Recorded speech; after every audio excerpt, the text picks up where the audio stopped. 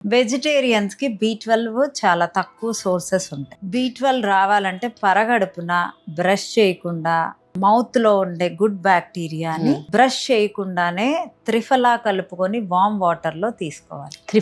Triphala. Okay. So అది చాలా బాగా పనిచేస్తుంది. వార్మ్ వాటర్‌లో త్రిఫలా ఎంత కలుపుకోవాలి? 1 స్పూనా? 1 స్పూన్.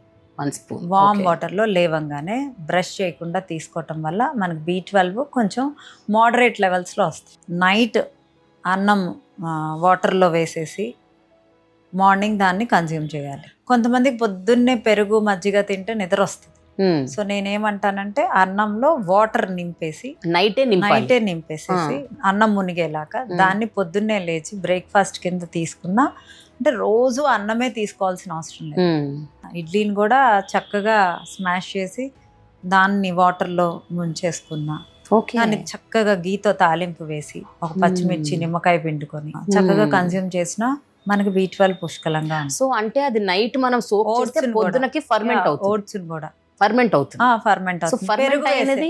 పెరుగు వేసేసినా కూడా ఒక స్పూను చక్కగా బాగుంటుంది. పెరుగు పడని వాళ్ళు కొంతమందికి కర్డ్, కొబ్బరి పాలు వేయటం, బాదం మిల్క్ వేయటం, దానిలో పచ్చిమిర్చి కట్ చేసేసేసినా సరిపోతుంది.